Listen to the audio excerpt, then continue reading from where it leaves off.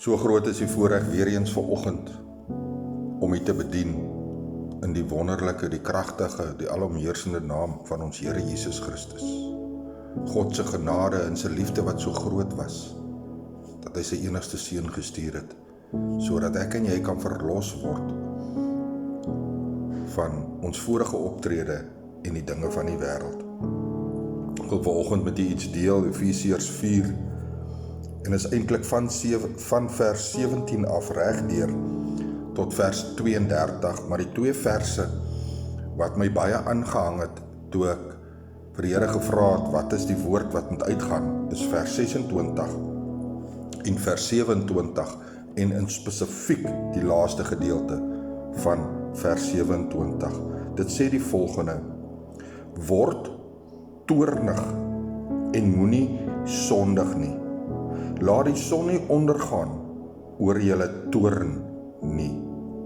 En gee aan die duiwel geen plek nie. En dit is waar ek nou wil kom vanoggend. Weet jy, ons lewe in die wêreld, ons sê ons is Christene. Maar hoeveel van die dinge wat die woord opteken, doen ons nog steeds? Ons jak dit af as ons 'n fout gemaak het en ons sê, ag, weet jy wat, die Here sal ons vergewe. Maar ons gaan nie op ons knieë en ons vra om vergifnis vir ons verkeerde weë nie. Weet jy, die 17de vers sê dat ons moet wandel. Ons moet nie wandel soos heidene nie. In ander woorde, ons moet nie deur die wêreld beweeg soos iemand wat glad nie die Here ken nie, wat glad nie die woord van die Here wil navolg nie. Ons moet so wandel dat die lig van die Here Jesus Christus deur ons skyn. En gee die duiwel geen plek nie.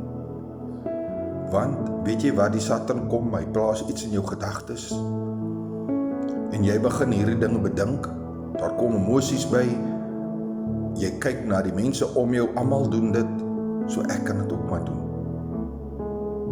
Maar gee jy dan die duiwel 'n plek? En wanneer jy doen wat hy in jou gedagtes gelê het, dan het hy jou. Want as hy by God kom, die Satan, God kan niks daarin doen nie, want jy het gekies om die duiwel 'n plek te gee. Ek wil hierdie saak by u los vanoggend. Gaan kyk gerus wat beteken toornig. Dit beteken 'n woede, 'n kwaad. En hy sê, moenie laat dit oornag nie, moenie laat dit oorslaap nie. Sorteer dit uit, val op jou knieë, vra om vergifnis, en laat hierdie dinge nie by jou 'n vesting vind nie.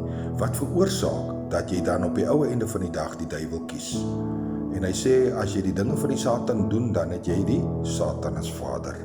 Ek laat hierdie boodskap vanoggend by Brood en Water 5 minute woordbediening, Pastoor Gary, seëngroete, en ek sê weer, Jesus is baie lief vir jou. Amen.